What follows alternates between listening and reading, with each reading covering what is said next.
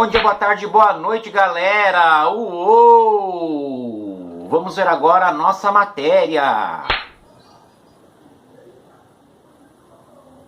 Muito bom! O imperialismo. Imperialismo é a ação de um país dominar outros povos, tá? Isso acontece desde a antiguidade. Por exemplo, o grande Império Romano, né, que dominava todos os povos da orla do mar Mediterrâneo.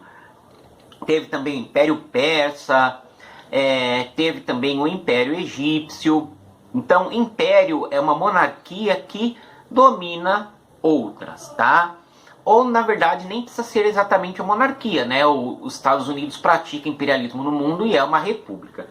Muito bem, então o imperialismo que nós vamos tratar aqui também é chamado de neocolonialismo. Por que neocolonialismo? Porque a colonização de vastas regiões do planeta, principalmente a América, pelos portugueses e espanhóis é conhecida como colonialismo clássico, tá? Então, esse domínio, né, essa exploração dos povos da África, da América e da Ásia por Portugal e Espanha é chamada de colonialismo clássico. Muito bem? Então, continuando. Esse imperialismo que nós estamos falando, que é mais conhecido como neocolonialismo, né, o livro de vocês usa muito imperialismo.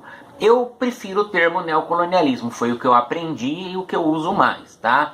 Então, o neocolonialismo ele vai surgir na virada do século XVIII para o século XIX. Por quê? Porque a sociedade europeia se industrializou muito. Então, olha só, as empresas produziam artigos. Vamos pensar uma fábrica de caneca.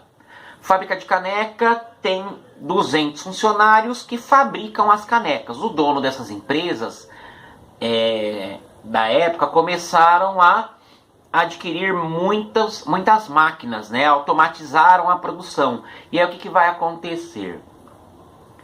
Quem empregava 200 funcionários para fabricar caneca passou a empregar 100 funcionários. Mas vamos continuar pensando, né? As máquinas elas produzem mais canecas, mais rápido, de maneira mais eficiente, não ficam doentes, não fazem greve e não pedem aumento de salário. Só vantagem?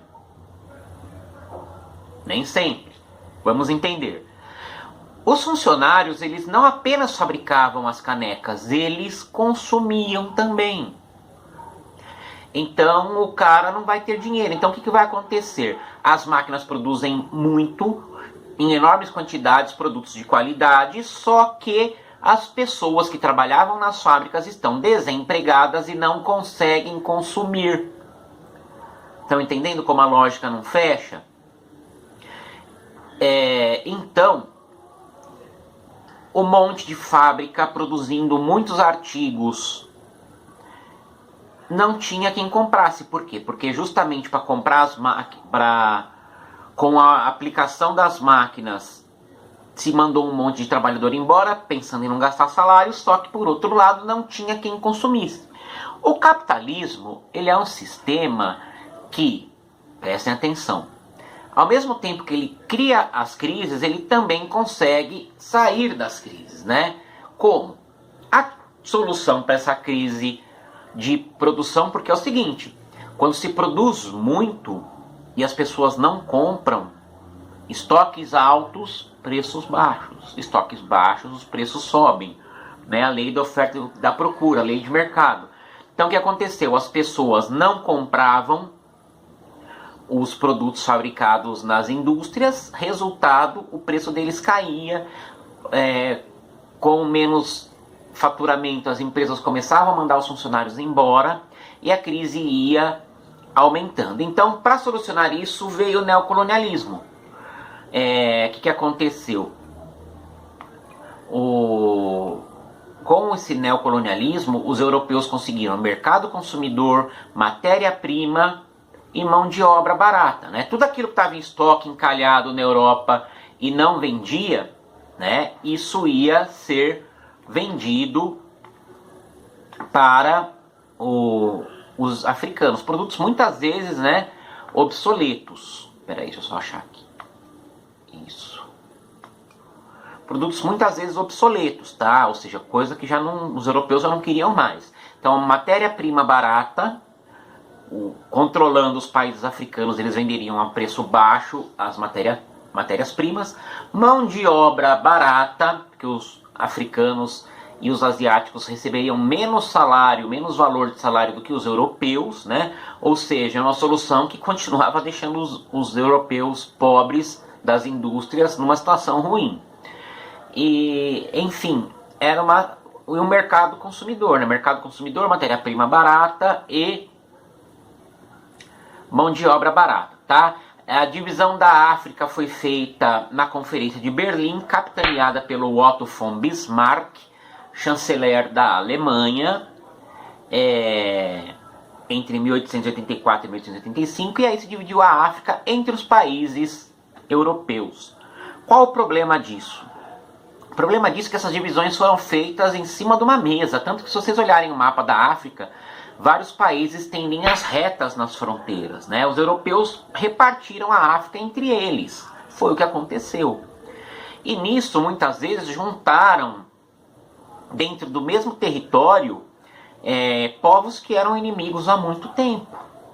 Povos que tinham tradições e costumes muito diferentes uns dos outros. Porque as pessoas falam, a África, pensa que a África é uma coisa só? Não é, a África é multiétnica, tem muitos povos, não só negros. A África tem várias religiões, a África é um continente enorme, não é um país. O país África é a África do Sul. O continente África é muito mais do que isso. É um continente que tem o islamismo, tem o culto aos orixás, tem o cristianismo, né? Tem uma série de religiões protestantes, católicas, enfim, a África é um lugar muito complexo, um continente. Tá? E os europeus não levaram isso em consideração. Então os franceses ficaram com o norte da África, né? Na Argélia, na Tunísia, o Marrocos, tiveram acesso a algumas regiões do Egito, os belgas com a região do Congo. O rei Leopoldo II transformou o Congo em sua propriedade particular com um detalhe. Ele promoveu um massacre contra os congolenses, ou congoleses. Praticou um massacre. Mais de 20 milhões de pessoas foram mortas pelos belgas. Os belgas chegaram inclusive a fazer zoológico humano na Bélgica. Pois no final do 19 virada para o 20, tinha zoológico humano com africanos para as pessoas observarem como os africanos viviam no seu modo de vida tradicional, né? Um horror. Que mais? E os ingleses ficaram com controle sobre o Egito e sobre o Sudão. E também, né, partes da África do Sul, partes do Egito, enfim.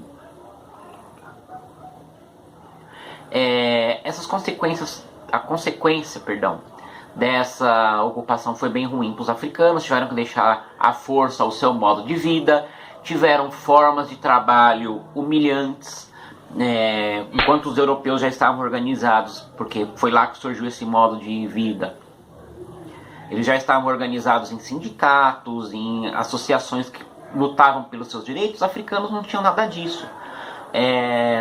No Congo belga, domínio dos belgas, inclusive, os trabalhadores eram mutilados quando faziam alguma coisa errada. A polícia belga soltava os cães pastores belgas sobre as pessoas, né? Tanto que tem um filme sobre a luta do Muhammad Ali com George Foreman na África, um documentário que se chama Quando Éramos Reis. Os africanos torceram para o Muhammad Ali e não para o Foreman. Por quê? O Foreman não é só o George Foreman que faz churrasco, não. O George Foreman foi um dos maiores boxeadores da história. Pois é.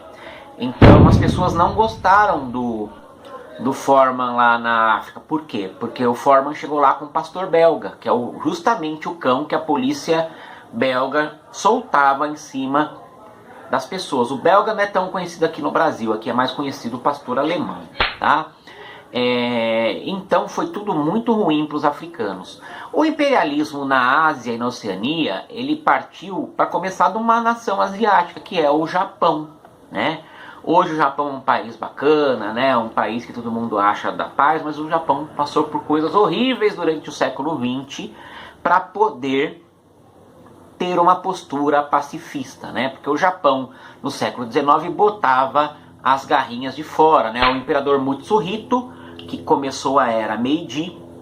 Essa era Meiji foi a modernização do Japão, foi a abertura do Japão ao Ocidente. As pessoas do Japão pararam de usar roupas tradicionais, começaram a se vestir como europeus, como é hoje, né? Até tem roupa tradicional no Japão, mas os japoneses geralmente se vestem como nós, ocidentais.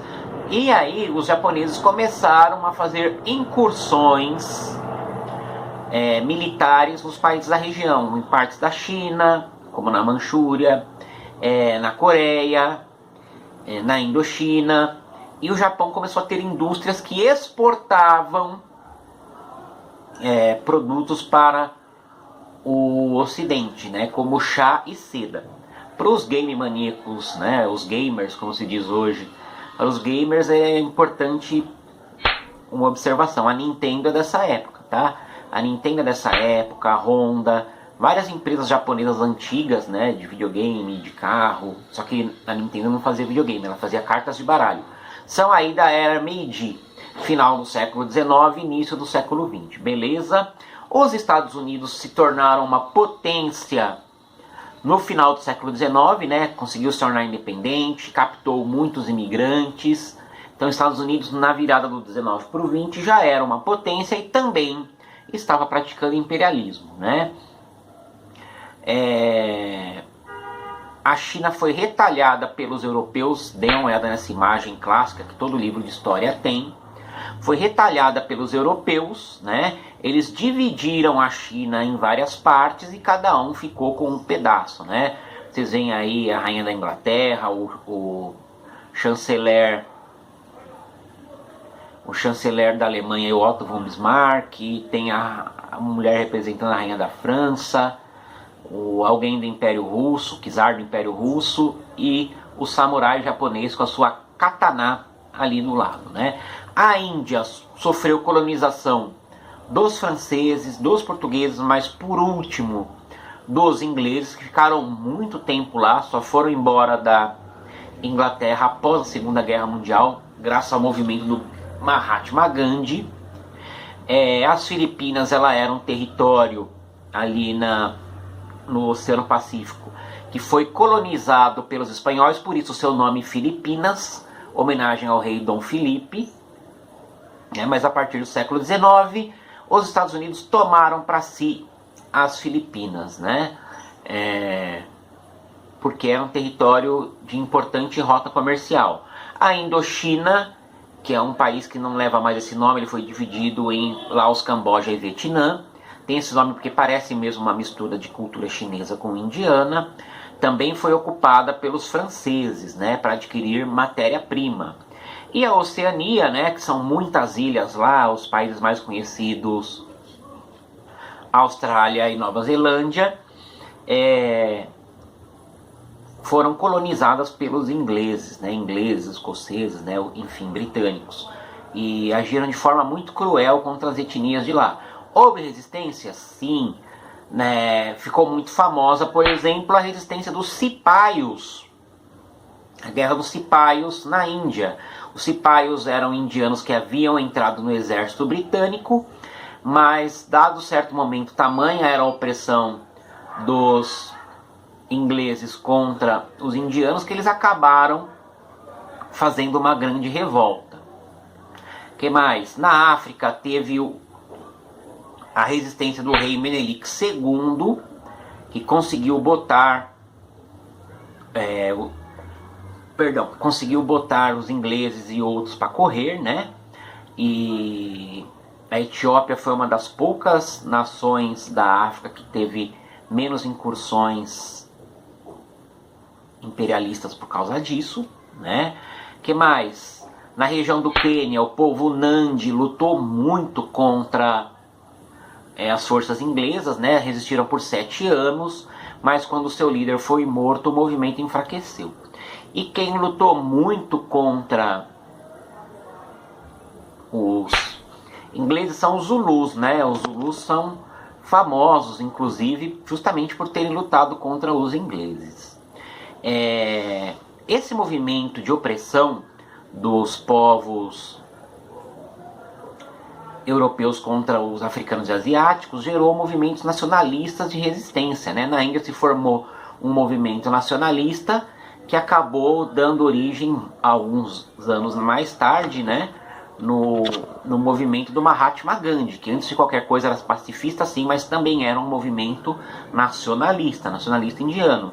E o pan-africanismo. O pan-africanismo ele foi idealizado por Marcus Mosiah Garvey. Marcus Garvey. O Marcus Garvey é considerado o precursor do rastafarianismo, né? Quem gosta de reggae